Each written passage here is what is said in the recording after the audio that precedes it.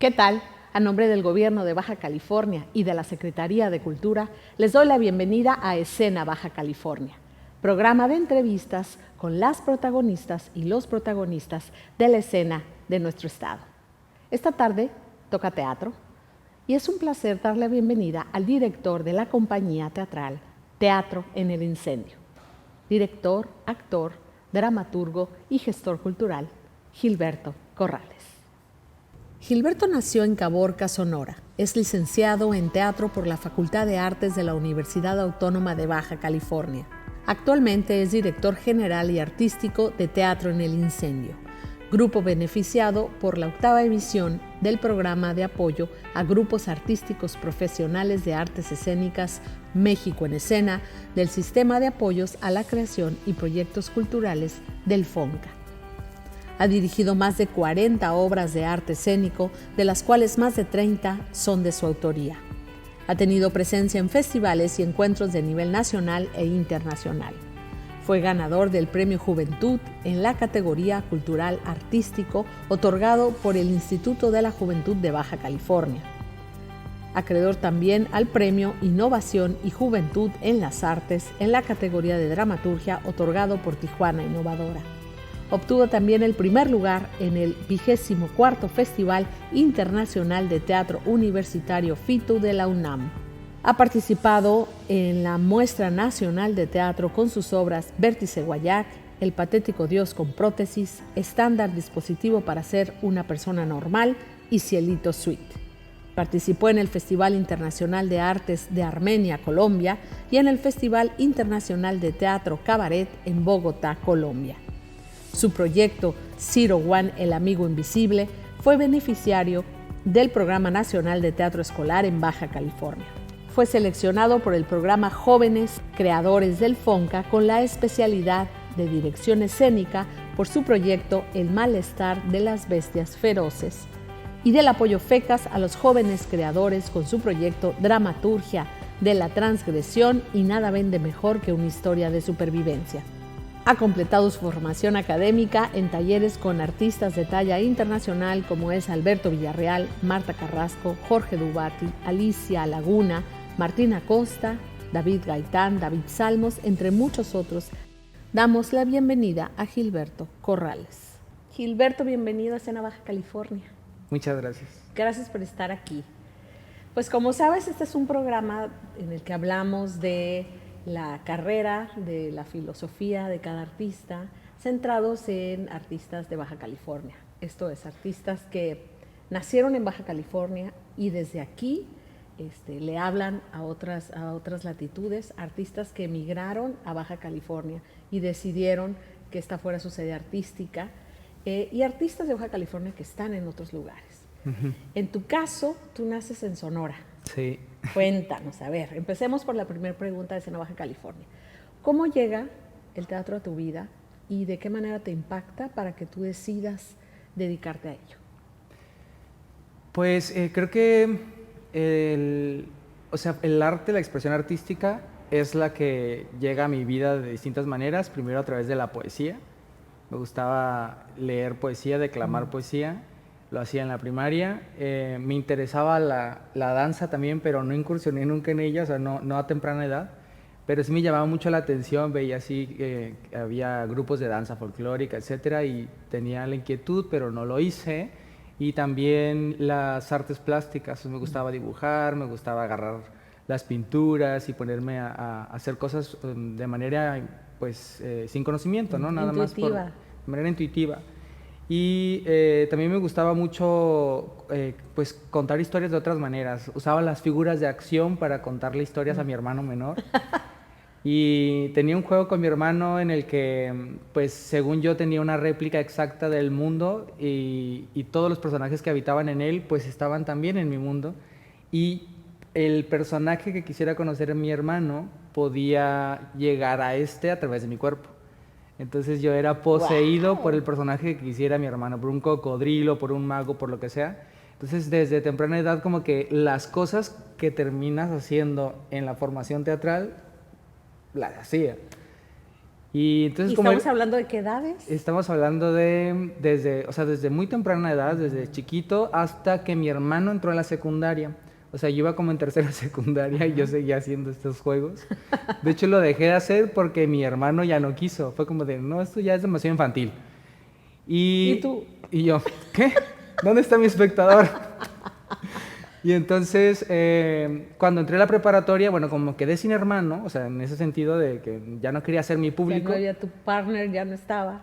cuando empecé a buscar clases de teatro, porque en tercero de secundaria seguía en el programa de estudios que viéramos algo de teatro. Entonces ahí apareció la disciplina, el maestro nunca nos la enseñó, como que dijo, no, esto no es importante. Pero como venía en el libro, yo me empecé a interesar por el teatro y empecé a buscar qué oferta había de clases de teatro en la ciudad. Y estuve muy cerca de interesarme en el diplomado del CAEN, del Secut. O sea, estuve así de, allá hay clases, ya las tenía identificadas, pero fue justo la transición a la preparatoria. Y cuando entré a la preparatoria había una materia curricular que pues, tenías que escoger una materia y escogí teatro porque ya estaba interesado en ella. Y entonces se llamaba Taller de Teatro Kabuki en el CBT 116 con la maestra Irma Salinas. Y pues era un taller súper, se lo tomaba muy en serio. Entonces así de disciplina, la formación, el entrenamiento, lecturas. Y por eso fue que ya no necesité más porque se convirtió en un taller súper demandante para mí y allí prácticamente inicié mi formación. Estuve 3 años en ese taller, que es el tiempo que duras en la preparatoria, y me quedé 2 más. O sea, salí de la preparatoria y yo todavía... ¿Y asistías todavía al taller? Todavía seguía asistiendo y nos presentábamos en las comunidades, en un café que después adquirió la maestra de teatro, pues seguíamos allí yendo ¿Te acuerdas del nombre del café? Se llamaba Versus Café, ahora creo que tiene otro nombre. ¿En dónde está? En la Plaza Altabrisa, cerca de la universidad, que no sé dónde está ubicada en este momento, allá arriba. Ah, sí. Muy bien, muy bien. ¿Existe el café todavía? Sí, ya tiene otra administración y no estoy seguro de si siga funcionando como foro teatral, pero sí, en su momento nos funcionó como foro y allí presentábamos todos los fines de semana cosas. Entonces era un taller que se convirtió en compañía y era súper demandante de tiempo. Entonces ya no tenía como la necesidad de estudiar otras cosas, pero ya rumbo al taller, al final del taller de mi estancia con esta agrupación, yo comencé a sentir que necesitaba aprender cosas nuevas. Entonces, como no me dejaban estudiar con ninguna otra compañía de teatro, entonces me puse a estudiar danza, por fin. Pude meterme a estudiar danza, estudié jazz danza ahí en la UABC, en los talleres que ofrece cursos culturales. Y ahí estuve 1 año estudiando danza, pero luego también, bueno, como parte de los resultados, pues montaban las coreografías de los musicales. Y ahí empezó también como otra etapa de mi vida interesante. Y bueno, así es como fue llegando el teatro de manera amateur, de manera informal, hasta que finalmente decidí que a esto me quería dedicar toda la vida y no me imaginaba haciendo otra cosa, además, porque llega el momento de tener que estudiar una carrera. Estuve 1 año sin meterme a nada, porque pues no había algo que me llenara tanto como esto, porque era una continuación de lo que yo había sido y de lo que yo había hecho siempre. Entonces era como continuar jugando, o sea, continuar siendo lo que era natural para mí. Me resultaba muy fácil, me resultaba muy lógico y lo disfrutaba mucho. Entonces, a cualquier otra carrera, por supuesto que me gustaba las ciencias exactas, me gustaba mucho, no sé, las humanidades, me interesaba mucho los medios de comunicación, o sea, todo me gustaba, pero el teatro tenía la facultad de poderme permitir hacer muchas cosas, ya sabes, ¿no? Desde el diseño del espacio, de la actuación, escribir, entonces estaba perfecto para mí la idea de dedicarme a ello. Y entonces así llegó. Así llegó, vaya. Ahora, pensé que me ibas a platicar que todo esto había ocurrido en Sonora, pero no, todo eso ya ocurrió acá. Lo que pasa es que yo nací llegas a Tijuana? En Sonora, pero mis papás migraron cuando yo tenía 2 años de edad. Ya. Entonces me tocó crecer aquí, o sea, por eso siempre yo Es- digo, yo soy de Baja California, nací en Sonora. Exacto, exacto, porque entonces ya tú ya creciste acá, Sí, sí, totalmente, sí. totalmente. Y entonces entras a la carrera, Ajá. decides entrar a la carrera, a la licenciatura en teatro de la UABC. Que me iba a ir a Sonora, ¿eh? O sea, en realidad mi primera opción fue ir a estudiar la licenciatura a Sonora. Y porque era una carrera que ya tenía más tiempo abierta y tenía como más trayectoria. Y aparte vi el plan de estudios y estaba muy padre porque mezcla la danza y el teatro. O sea, la danza y la actuación. Como que al principio no importa para dónde decidas irte. Es artes escénicas. O algo así. El plan de estudios tenía ballet incluso. Entonces, como me estaba interesando el mover mi cuerpo, pues me llamaba mucho la atención.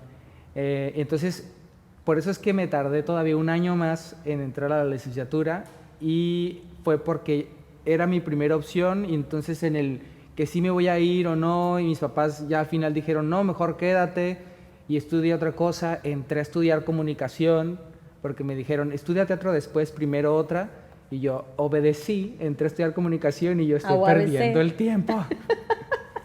En UABC. Sí, en la UAS. Y entonces me salí de comunicación, le dije a mi mamá, así en un viaje que hicimos a Sonora, le dije, no puedo. O sea, si no estudio teatro ahora, ya no lo voy a hacer porque tienes que tener cierta edad. Entonces saqué cuentas y las licenciaturas en teatro, actuación, lo que sea, hay una edad máxima para entrar en la mayoría. Aquí en la de Baja California creo que no, o sea, puedes tener la edad que tú quieras. Pero en la mayoría no, o sea, entonces eso me decía a mí, entonces hay una edad para comenzar la formación profesional en teatro o en actuación. Y pensé, no, mejor primero estudio lo que yo quiero y luego si tú quieres estudio otro. Y así fue. Y entonces ya, y sí, tus papás, ok, adelante, Ajá, y entras a estudiar la carrera. sí. Estamos hablando de en qué año estábamos. 2008 entré a 2008, la carrera. 2008. Y bueno, estudias la carrera que son 4 años. Sí. 4 años de carrera. Y egresas. ¿Y en qué momento fundas Teatro en el Incendio? Desde antes de egresar, durante la carrera nos juntamos un grupo de compañeros y yo, entre los que estaba José Meléndez, Sofía Félix, y yo no me acuerdo, había otros compañeros que formaban parte de esa agrupación. Hicimos algunas obras, las primeras que me tocó dirigir, y pues este grupo duró como 3 años, pero luego, pues obviamente, como tú conoces, las carreras de mis compañeros también comenzaron a ser mucho más activas, y la mía también como actor, entonces fue un momento en donde decidimos parar el proyecto, pero yo seguía con la inquietud de escribir y dirigir, ¿no? Entonces, pues nos juntamos con el resto de mi generación y otros tantos, poco antes de salir de la carrera, como un año antes, en el 2011, porque egresé en el 2012, y así fue como surgió Teatro en el Incendio, y ya surgió con un propósito más claro también, porque mi agrupación anterior evidentemente tenía la intención de aplicar tal cual las enseñanzas de la licenciatura. O sea, saber, tengo que escribir un texto antes de comenzar el proceso de dirección, hacer el casting, como todo el modelo de producción tradicional. Y como eso, pues me dio experiencia en la relación de mis proyectos con el público, ya tenía yo como una noción mucho más clara de qué quería aportar a este mundo del teatro, o por dónde quería yo hacer mi proyecto, mi investigación, y así fue como surgió Teatro en el Incendio, como con más claridad de esto es lo que queremos. Y nos propusimos que fuera un proyecto de creación de públicos desde el principio, o sea, es un proyecto que nace de la conciencia de que estábamos a punto de graduarnos y de que no había una cultura de consumo teatral que sostuviera un proyecto de manera profesional en la región. Entonces, partiendo de ahí, nos dimos cuenta de que había que estudiar al público. Y así es como nace Teatro en el Incendio. Antes de graduarte. Sí. Y, a ver, hablemos de Teatro en el Incendio, que está por cumplir ¿cuántos años? 10. 10 años. Qué fuerte. Puede uno no ver un programa de mano, toparte con una imagen, entrar a hurtadillas a una función y uno se da cuenta cuando es una función de Teatro en el Incendio. Es muy clara la forma de abordar los temas, no es que se parezca, pero hay una estética, hay una forma de plantearlo muy clara que hace a Teatro en el Incendio único en su propuesta. ¿Cómo definirías a Teatro en el Incendio hoy a casi cumplir 10 años? Ok, pues no sé exactamente qué aspecto sería como el central o lo importante. Yo creo que podría mencionar como 2, 3 aspectos que lo definen. Uno de ellos es que es un teatro de investigación, o sea, estamos en las propuestas investigando de qué manera podemos vincular mejor nuestro arte con el contexto actual, con las dinámicas sociales actuales, con el público y su manera de ser espectador, la manera en la que funciona la recepción en relación a las condiciones que existen. Entonces, investigamos en ese terreno, o sea, es el espectador nuestro centro de estudio. Como que llegó un momento en el que hicimos conciencia de que actualmente el arte necesita demostrar su pertinencia, como que se ha desvinculado un poco, pues, de la sociedad. Y es un proyecto que busca restablecer esa vinculación y que no suceda que sea un arte dirigido solamente para el gremio o para un espectador especializado. Entonces es un teatro que se dirige al individuo, pero un individuo que sabemos que está masificado. Entonces eso es un fundamento del proyecto artístico. Creo que otra característica esencial de Teatro en el Incendio es que siempre tratamos temas que suelen no ser cómodos o para los que ya estamos adormecidos o que los hemos visto demasiado, pero que consideramos que son importantes. Entonces buscamos que las temáticas tengan cierta relevancia social, ¿no? Entonces esas son como 2 características importantes. Y podría mencionar una tercera, que es que no es un teatro que tome obras de otros autores, sino es un teatro que se crea a partir de las inquietudes artísticas y personales de las personas que participan en él. Es decir, considera a los intérpretes como creadores.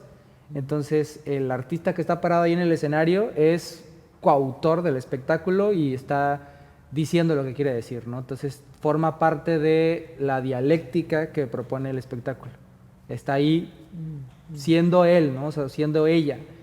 Y creo que esas son las como 3 características que yo consideraría que vuelven, no sé, la personalidad de Teatro en el Incendio. Y hablando de los públicos y de este interés por la formación de públicos y por conocer al que está allá, para el que se está creando, ¿qué puedes decir hoy por hoy del público? ¿Cuál es tu visión de un público que a veces es muy cambiante en cuanto a lo que va a preferir, a lo que va a decidir ver? ¿Qué opinión tienes a lo largo de estos 10 años? Creo que hay características que corresponden a la mayoría de los públicos, pero principalmente hoy por hoy podría concluir que hay distintos públicos. Entonces creo que es una cosa que aprendimos también con el tiempo, que en realidad valía mucho la pena definir cuál era tu público objetivo a la hora de realizar un proyecto. Como que se fue estructurando con el tiempo una metodología de trabajo en donde no podíamos comenzar a crear un proyecto sin antes saber cuál era la suposición que hacíamos respecto a un tema, ¿no? O sea, porque no nada más es como, este es el tema, no, pero ¿qué queremos decir sobre ese tema? Entonces, una vez que sabíamos cuál era la suposición, como cualquier proyecto de investigación, como tu hipótesis, había que comprobarla, pero ¿a quién? ¿Ante quién? O sea, porque decir el público hoy es muy ambiguo. Exacto. Entonces, ¿qué público necesitamos que se siente allí o que venga y viva esta experiencia? ¿A quién tiene que estar dirigida esta suposición? Entonces, primero comenzamos a definir esto, porque no es lo mismo decirle esta suposición a alguien que ya sabemos que va a estar de acuerdo con nosotros y que lo que queremos nada más es como, no sé, que nos pongamos a platicar, a decirle esta suposición a alguien que creemos que necesita repensar este aspecto de la manera en la que vivimos. Entonces empezamos por ahí. Es este público, y este público entonces ¿en dónde está? cómo se comporta, cuál es su cultura de consumo, de entretenimiento. Y entonces eso empieza a darnos la información que necesitamos para el diseño del espectáculo. Entonces, no es que hagamos un teatro cómodo o complaciente, porque tú lo has visto y sabes que no es así, pero sí es una propuesta que es al menos consciente de cómo se comporta ese público en particular. Entonces, no es que sea todo el público, sino el público que para ese proyecto ese proyecto elegimos. Y también nos proponemos que no excluya, por supuesto, al espectador especializado o al espectador asiduo. Lo contemplamos también en el diseño del espectáculo, pero digamos que el objetivo último del proyecto sí lo hacemos pensando en ese público objetivo. Y tomamos herramientas del marketing y de la publicidad y de la psicología perceptual, o sea, de otras áreas del conocimiento que nos dimos cuenta de que habían estudiado cómo funcionamos los seres humanos y que a lo mejor ya especialmente en el teatro no he encontrado mucha información al respecto, salvo lo que ha teorizado, no sé, gente como Jorge Dubati o también Alberto Villarreal, como que han pensado otras personas en el público, Fernanda del Monte, etcétera, pero también otras áreas del conocimiento lo han hecho y esa información nos ha sido muy útil, la verdad, como para pensar, mira, así se relaciona el público con lo que estamos viviendo, así evolucionamos como sociedad, así nos comportamos como individuo, así creamos nuestras relaciones, como evolucionando junto con el desarrollo de la tecnología. Entonces hay muchos aspectos que determinan cómo nos vamos a comportar ante un espectáculo.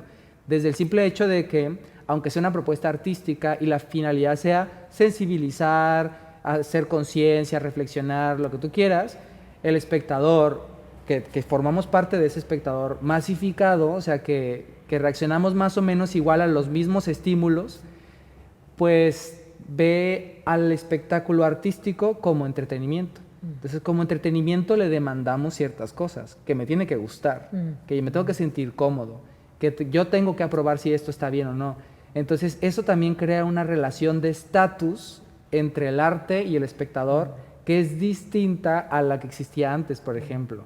O sea, por ejemplo, había un momento en la historia en donde el artista podía tener una propuesta conceptual y muy padre y basada como en la teorización, etcétera.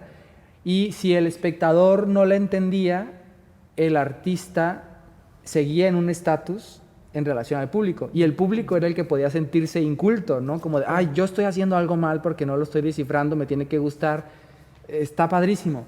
Pero hoy en día no, o sea, no existe esa relación de estatus superior del artista. Hoy en día el espectador, como un consumidor, o sea, como parte de un sistema de mercado que lo permea todo, está en un estatus superior porque puede elegir, porque puede decidir si voy o no, si es relevante para mí o no, independientemente de si paga un boleto o no. Claro. El decidir prestar su tiempo ya está invirtiendo algo. Ya es una venta, sí, exacto. Totalmente. Entonces ahí sí que se crea una relación que, por supuesto que a la mayoría de los artistas, por la formación que tenemos, nos suele incomodar, ¿no? O sea, como de, ¿cómo? O sea, ¿tengo que convencerte de que vengas a ver mi obra? Pues sí. O sea, sí, porque tenemos una necesidad expresiva que solamente tiene sentido en la relación con el otro.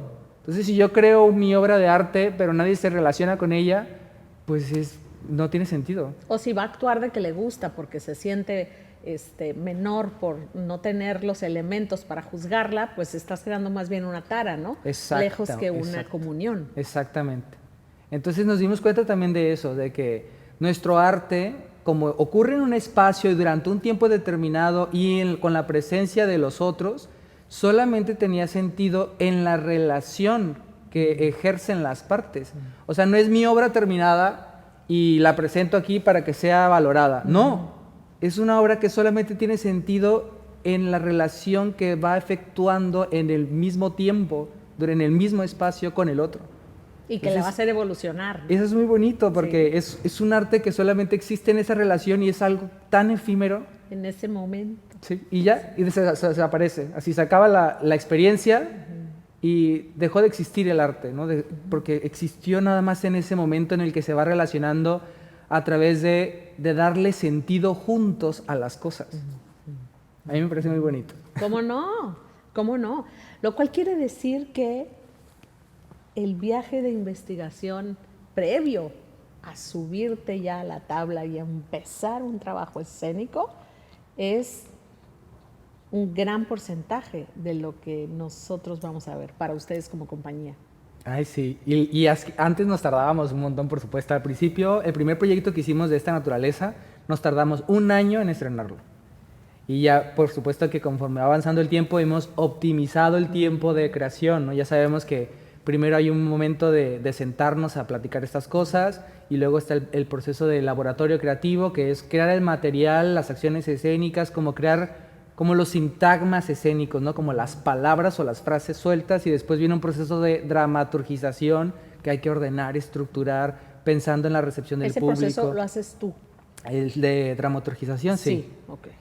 Pero el proceso de laboratorio es con los actores y las actrices, entonces ahí es donde ellos, digamos, se vuelven coautores del espectáculo, porque las propuestas que yo les hago pasan por su propio filtro, ¿no? Su criterio, sus referencias, etcétera, y van proponiendo cosas durante el proceso de investigación, que al final esas se utilizan como la materia prima que dará estructura al espectáculo.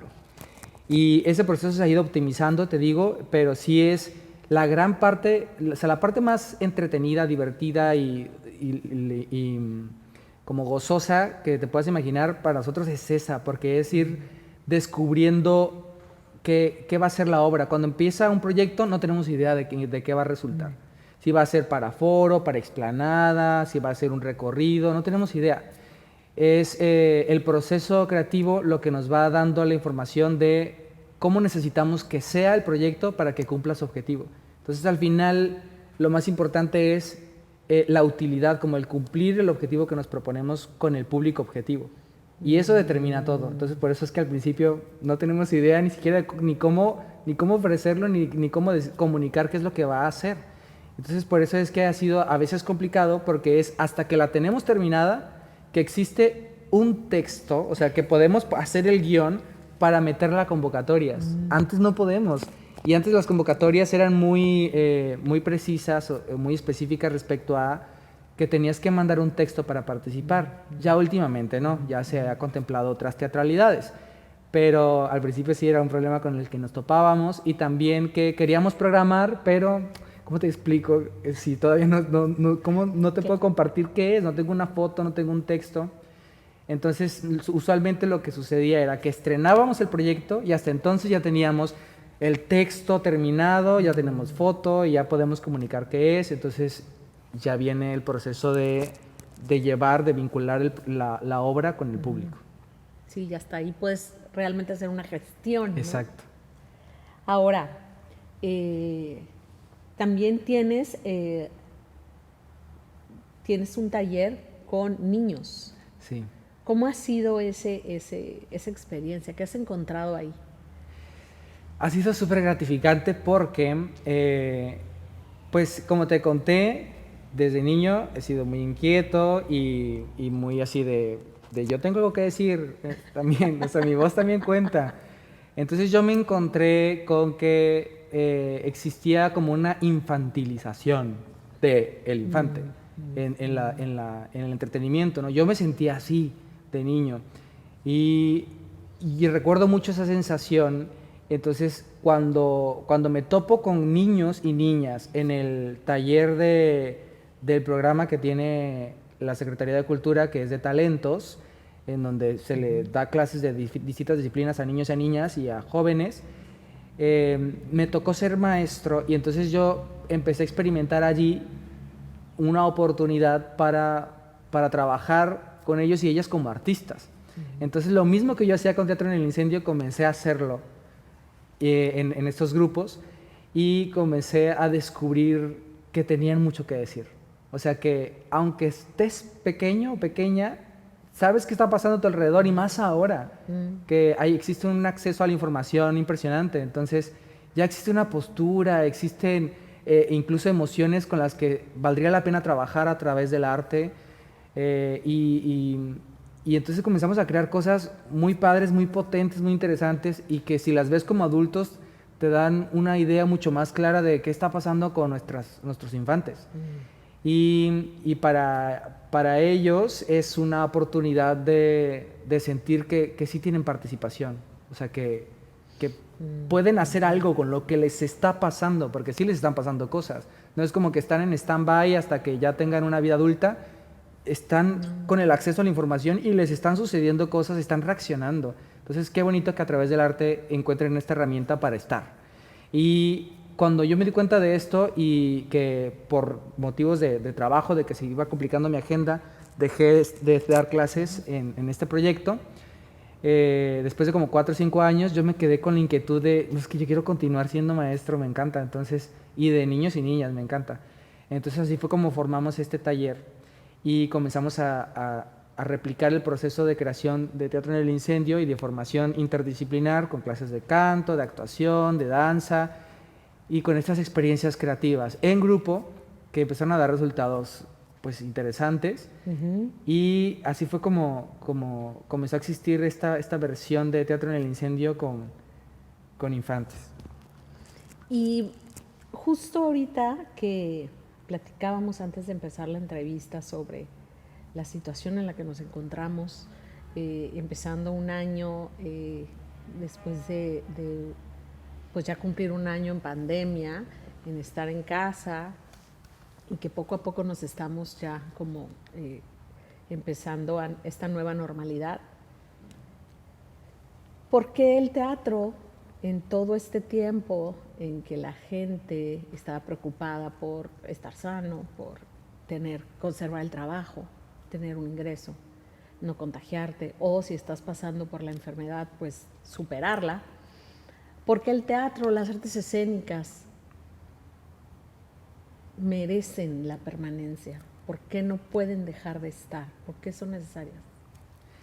Fíjate que es algo que nos pegó muy duro a nosotros porque estábamos pues con la convicción de que esto es esencial, ¿no? De que es importante que exista la expresión artística a través del teatro, porque además es un encuentro, es un convivio en el que estás viendo al otro, o sea, estás viendo un ser humano y la presencia humana y entonces no puedes evitar que tu cerebro se refleje en el otro y que te permita comprenderte a ti mismo a través del otro. Entonces, el hecho de que tuviera que guardarse esta posibilidad, para nosotros era evidente que era una mala idea, tenemos que continuar de alguna manera, porque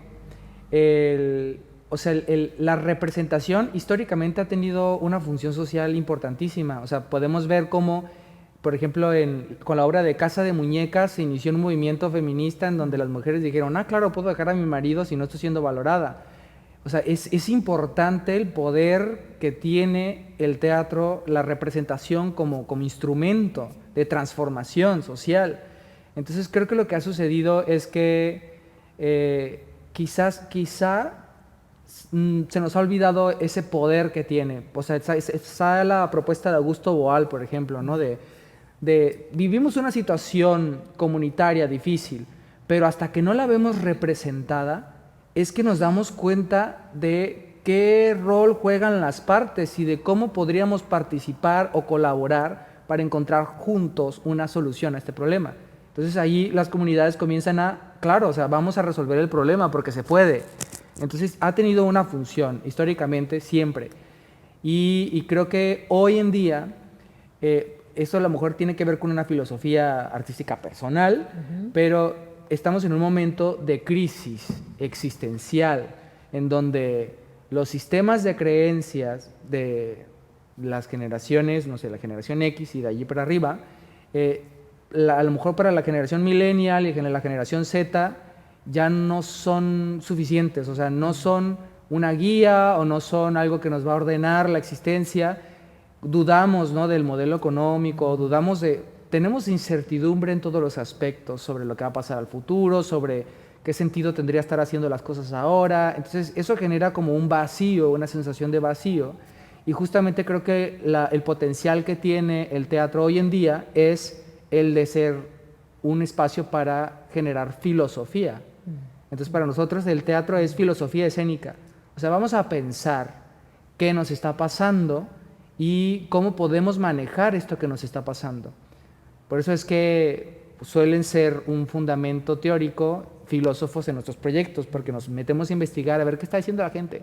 Por ejemplo, un filósofo importante en nuestros proyectos es Zygmunt Bauman, que es un sociólogo que pues piensa sobre pues la modernidad líquida y que pues que nada es como que nada se puede asegurar como que así van a ser las cosas, como que las cosas van mutando constantemente, pero también habla acerca de las relaciones interpersonales, cómo se han modificado a partir de la creación de las redes sociales, ¿no? Y cómo podemos ahora encontrar que somos más intolerantes que antes, o que existe una menor disposición a la empatía, porque pues si no te gusta a alguien, pues lo eliminas de tu vida ya, ¿no? Y el algoritmo te muestra solo con lo que tú estás de acuerdo, entonces nos vuelve también más resistentes a lo que es diferente, a lo que no nos gusta. Entonces eso también va generando un comportamiento interesante de analizar en las sociedades.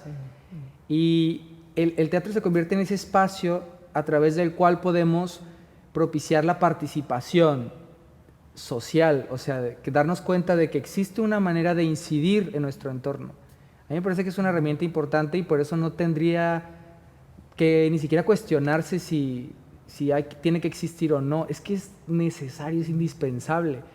Quizá los artistas y las artistas tenemos esta posibilidad de entender mejor el poder que tiene porque lo vivimos en carne propia. O sea, nosotros nos entendemos mejor a nosotros mismos haciendo teatro, pero al público también le suceden estas cosas, o existe el potencial de que le sucedan estas cosas. Entonces, ahí creo que está la importancia.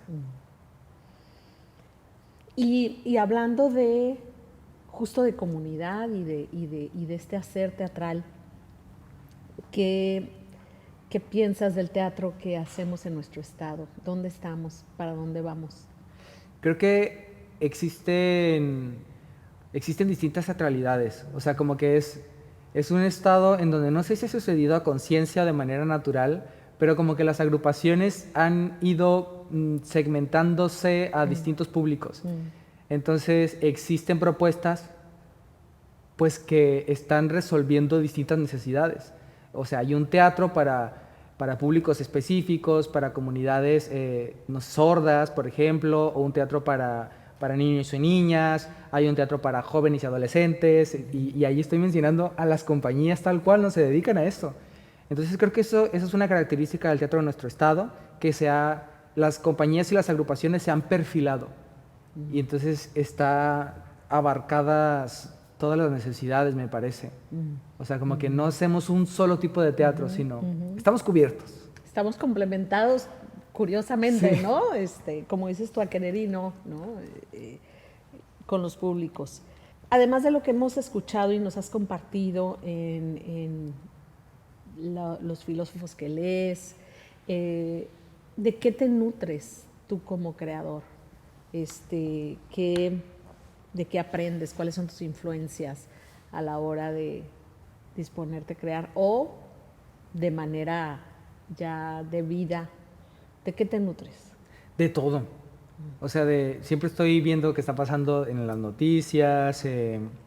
Además, tenemos acceso a toda la información, entonces, a través del internet, y eso está fabuloso, que puedes enterarte de qué están haciendo artistas de todo el mundo, y no nada más artistas de las artes escénicas, sino también qué está pasando con el arte plástico, qué está pasando con el arte de instalación, qué pasó, dónde quedó el performance, en qué se transformó ahora, ese performance de los 70s. Entonces puedes ver cómo sigue evolucionando la manifestación artística, pero también tienes acceso a conferencias sobre psicología. A mí me gusta mucho la psicología.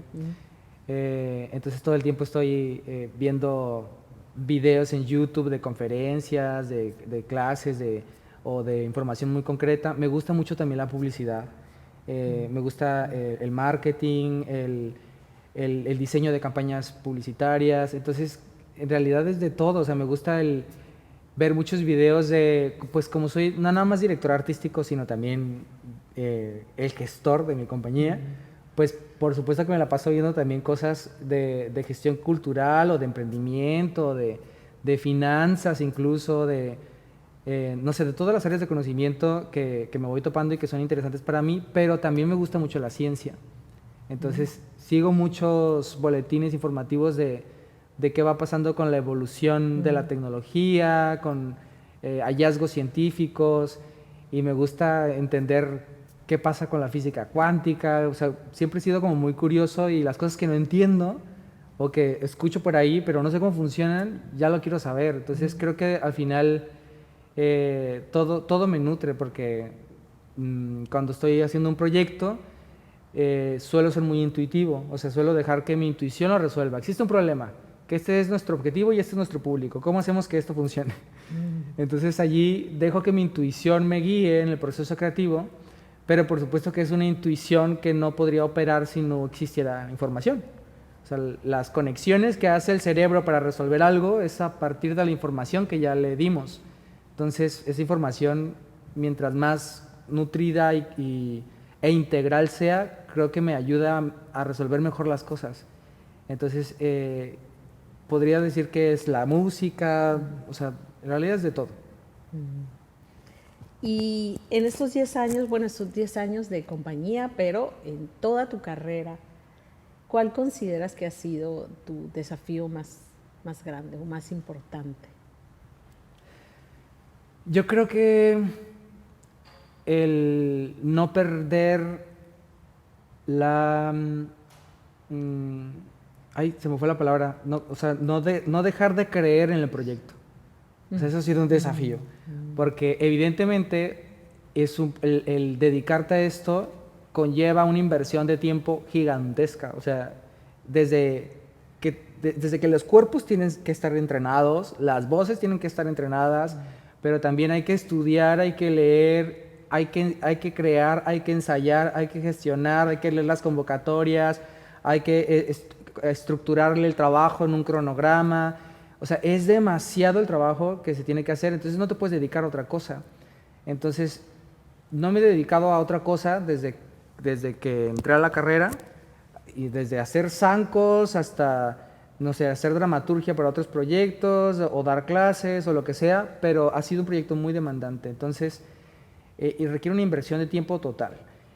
Entonces, como no te puedes dedicar a otra cosa, pues tiene que ser redituable. O sea, tiene que de aquí mismo salir el recurso para poder seguir haciendo lo que estás haciendo.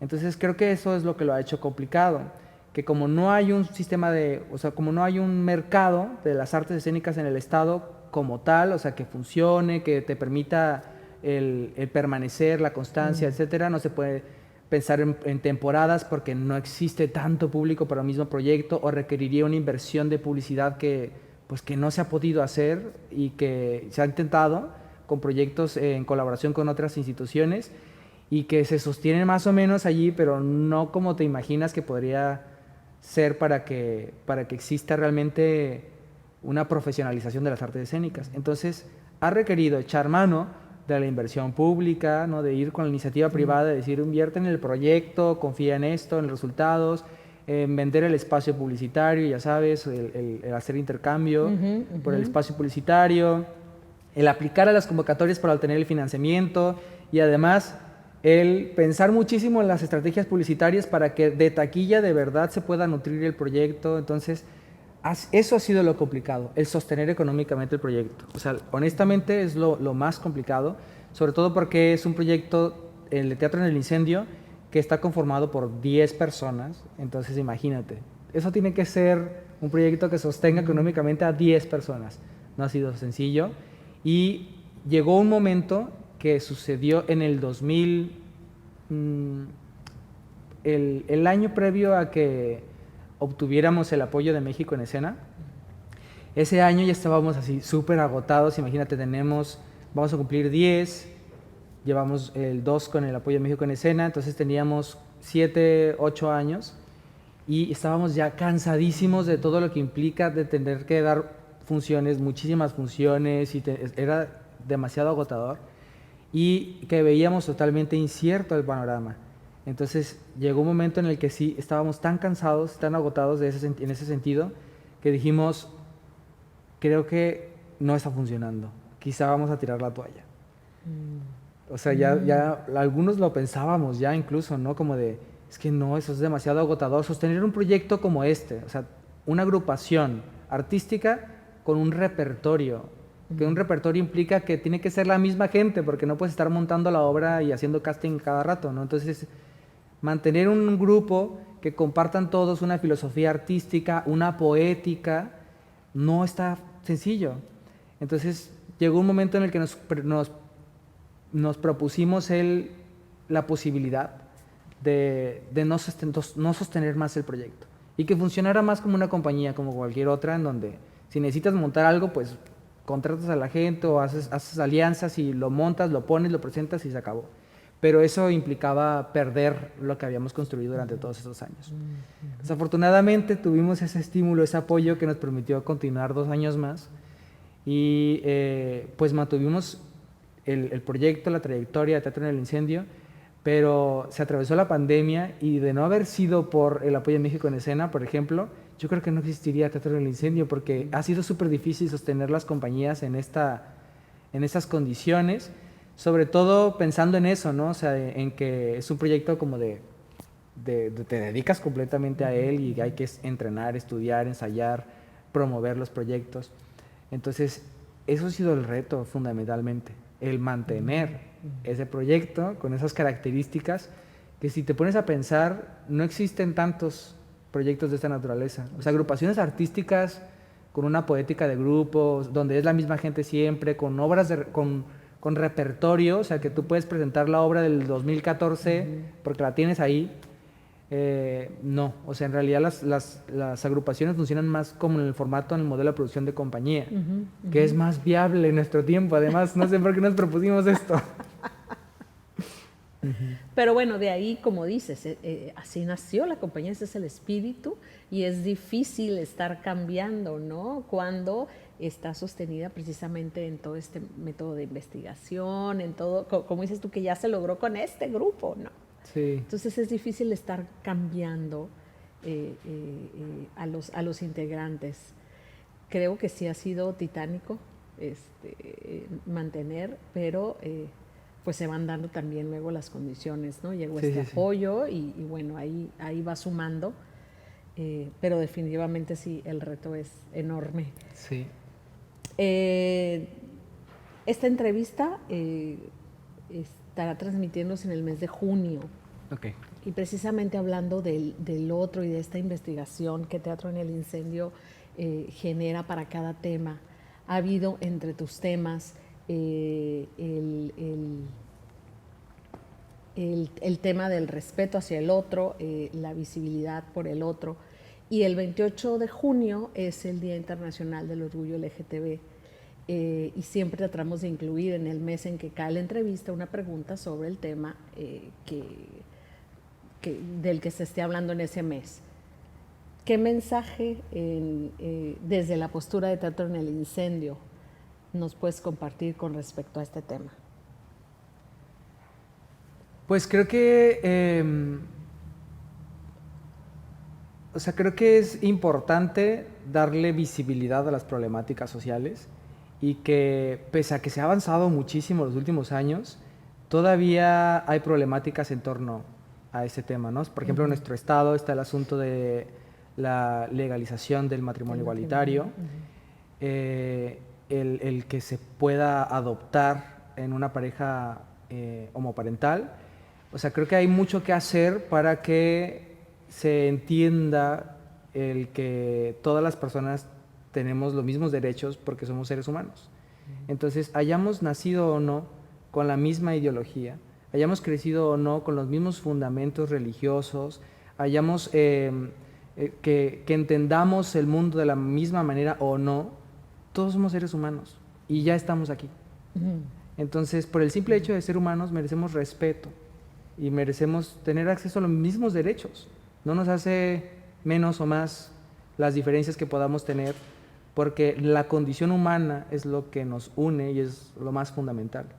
Entonces, creo que independientemente de todo lo que acabo de mencionar, eso es lo que debe ser importante, lo que se debe poner sobre la mesa y lo que debe determinar las decisiones que tomemos como sociedad. O sea, qué mundo estamos creando también para las nuevas generaciones, que nos guste o no, van a ser diferentes. O sea, entre sí, las personas cuando nazcan van a tener formas de comportarse, formas de entender el mundo y de ser y de estar. Entonces no podemos pensar en que el otro tiene que ser como yo, porque no funciona así. Entonces, lo que hay que entender, me parece, y que el arte puede ser un instrumento también para promover esta, pues esta sensibilidad que hay que tener, esta conciencia que hay que tener sobre la importancia de los derechos humanos, sobre todo lo demás.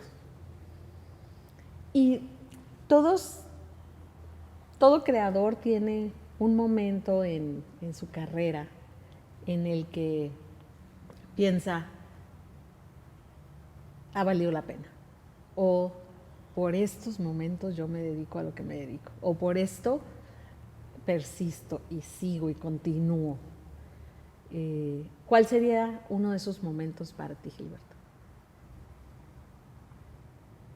Es que yo creo que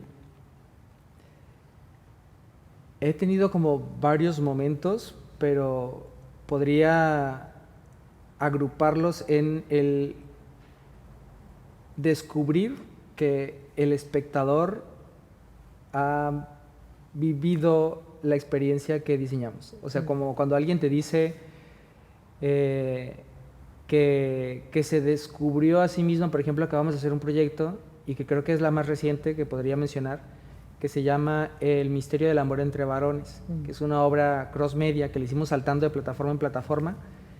Y entonces teníamos mucha incertidumbre sobre cómo iba a reaccionar el público con este proyecto, que era la primera vez que hacíamos algo así. Y el ver que había personas que decían, me he descubierto, o sea, incluso personas, por ejemplo, una persona que es homosexual, diciendo que se ha descubierto a sí misma reaccionando con una especie de homofobia interiorizada a partir del proyecto, porque ese era el propósito del proyecto. O sea, es un proyecto dirigido a personas homosexuales que viven esta angustia de estar en el mundo. Entonces, evidentemente, el resto del público también está contemplado en el proyecto, sobre todo para normalizar la sexualidad, pero ese era el público objetivo. Entonces, que cuando alguien te dice eso, es como, tiene sentido, o sea, tiene sentido esto que hacemos. Y es un momento en donde, como artista, como persona, como ser humano, te sientes acompañado. Entonces, lograr eso, esa comunión en torno a algo que nos inquieta como personas, es algo muy bonito, es algo que me hace sentir, vale la pena seguir buscando crear estos espacios en donde podamos sentirnos acompañados con nuestras dudas, las preguntas que nos hacemos como individuos y como generación, con nuestros miedos, con nuestros dolores y con nuestras esperanzas de construir un mundo más habitable. Entonces eso para mí es lo que hace que tenga sentido y que valga la pena continuar. Qué bonito. Si uno de tus niños del taller te dijera que se quiere dedicar al teatro o a algún arte escénico, y tú le tuvieras que decir una verdad, ¿qué verdad le dirías? Que es una carrera en la que va a ser necesario insistir. O sea, no es una carrera de resistir y de aguantar, porque eso podría hacerlo cualquiera, es de insistir. O sea, que si se propone entrar en esta carrera, tiene que hacerlo con la convicción de que lo que se imagina lo va a tener que conseguir insistiendo. O sea, no es una carrera en donde tú puedas llegar a un momento donde digas, ya acabé. Ya llegué aquí a... No. Es una carrera de continuo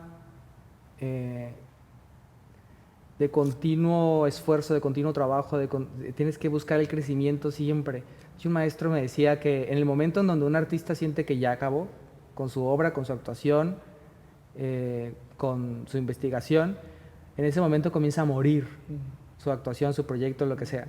O sea, como que es una carrera que necesita que nos propongamos siempre ser mejores, o siempre ir a más, o siempre ir qué más hay allá. porque si no, pues deja de tener sentido o de ser como recíproca la profesión con nosotros, ¿no? De darnos. Tenemos que seguir dando y seguir insistiendo. Insistiendo. Tengo unos conceptos de respuesta rápida. Okay. Lo primero que se aparezca en la mente. Okay. Público. Comunión. Baja California. Diversidad. Escenario.